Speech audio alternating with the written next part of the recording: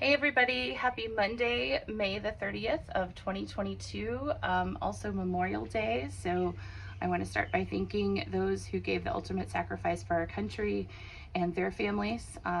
Really appreciate all the freedoms that we do enjoy.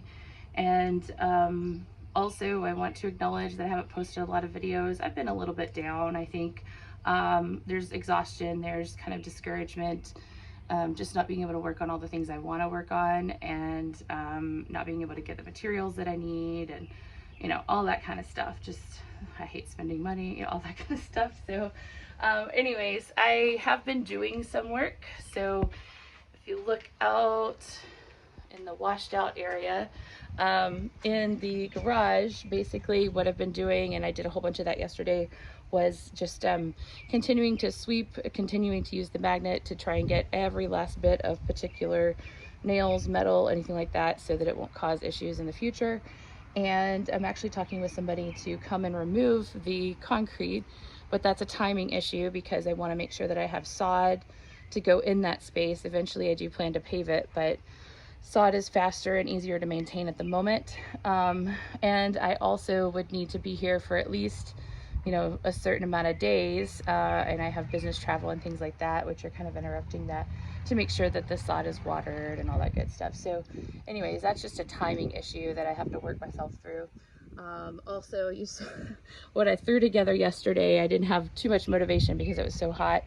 But on a recent business trip, we had a really bad storm come through, so much so that I actually saw on my cameras inside the house, wind and everything, flipping things over. So it's kind of scary, but my trash cans got flipped over, and of course my trash was all over my yard and probably my neighbors. So I apologize, neighbors, for a few days when I was gone. So I at least made kind of a temporary enclosure to keep them safe, but I actually have siding and stuff to make it look nice in the future.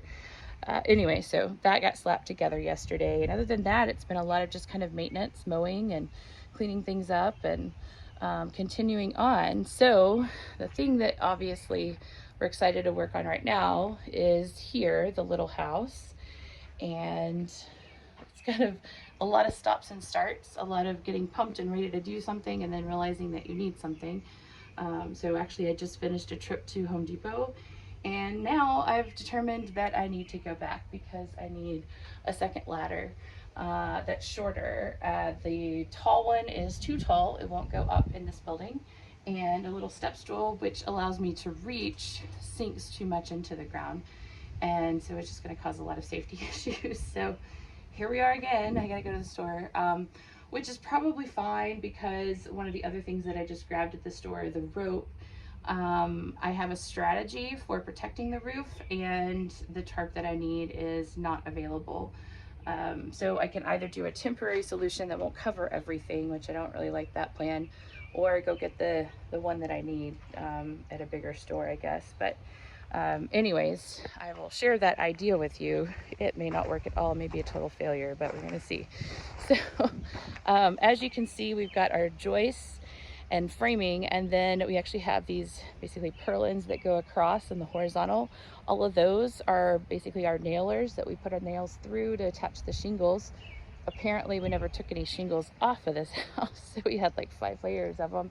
So you can imagine how many nails are still sticking up there, which would totally rip your tarp. But nonetheless, I want to try and get it covered.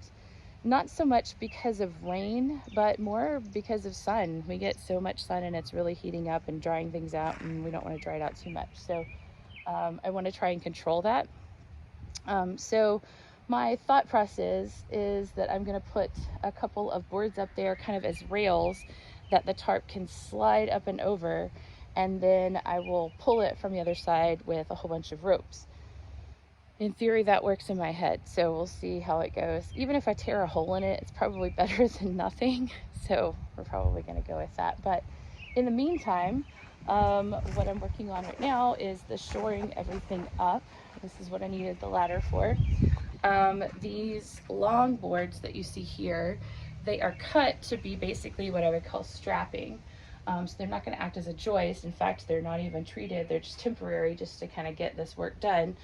You can see I also have them on the other side of the wall. And basically they're going to go along. You can kind of see where all the nails are. That is where a joist would be, and we're going to basically screw into the underside of the joist just to basically hold all of the shiplap in place as we do a whole bunch of moving and things like that. Ultimately, I'll also do a little bit of strapping up top as well, so we kind of have a little bit more walking, standing space while we finish the last of the demo on the roof and fix any framing that needs to be fixed. But anyways, we will tie all of that together. From there, I have an area that I can push up on and start to do the lifting without damaging the actual shiplap. So that theoretically, when I take all this down, I just have a few screw holes to deal with, and that's not going to be such a big deal. So that's the plan. But the reality is I can't stand on that step stool to get one side in, and I got to balance everything on the other ladder, so it's just not going well. Anyways, half the job is just having the right tools and not working so hard that you hurt yourself or something like that, because then you're really going to be down and out and taking a long time. But basically I got two areas that I really need to work on. This one over here, it's about 3/4 of an inch, half inch, something like that, sagging. So we just need to lift that up. And then I do need to make a little bit of a repair, as you can see, on two joists there. And then right above my head is the other area where you can kind of see it's obviously sagging. It just kind of dips. But everything is tied together up there. And in fact, the other thing that I've been working on that I can kind of do just very slowly for myself, as you guys know, looking up overhead is really hard for me, but I was able to just in small increments take out kind of more clean edges of the areas that are rotted. So I've got kind of these bad pieces of the shiplap that I've gotten out, but we'll be able to clean these other pieces out and then put new replacement pieces in. So I'm hoping that that will actually work itself out really well. But I wanted to show you, this is actually fantastic news, the actual structure.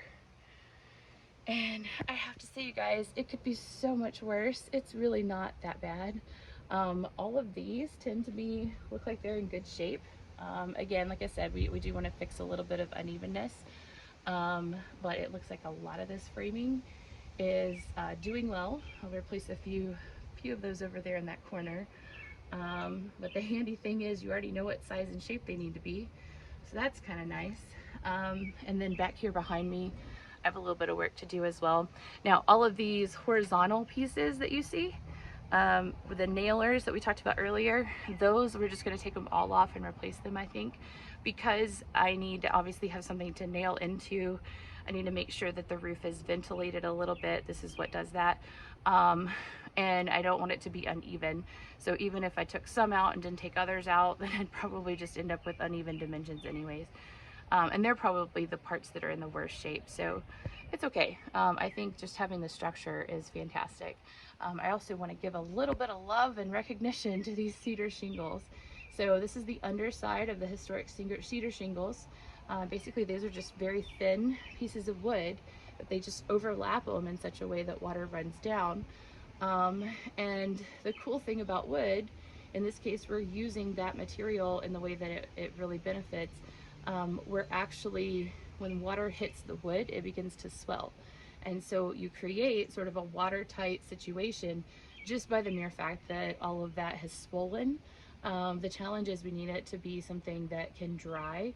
And this has unfortunately created a situation where you couldn't when you put a whole bunch of other asphalt shingles on top of it and you don't have a whole bunch of ventilation. It was just kind of time. We thank it for its service of 100 years. That's incredibly impressive. And now we will go back with something different. And that, of course, is one of the biggest issues that I've been dealing with, is just what to put back. I think it'd be fantastic to put cedar shakes, but I haven't been able to find any. From like an insurance perspective or fire perspective, you can actually get them fire retardant treated. And this is not really going to be in an area I'm not going to be cooking, I'm not going to be using a fire, anything like that, so I don't foresee that being an issue, but it may not be a problem if I can't get them. So I don't know, we'll see what happens. I think that'd be really cool. That's historically what would have been here. But in the meantime, this is honestly fantastic news, you guys. I can see now why my sister was crawling around up here. Now, you want to make sure that you're standing on the joist when you are up here, or crawling, as it were. That would be what I would be doing. But this is not in terrible shape. So we just need to do the reinforcement below and kind of get it all nice and level again and start making those repairs. And I think we'll be in a good spot. So it's kind of a good ending to the weekend, I guess. But you guys take care. Have a fantastic rest of your day, and we'll talk soon.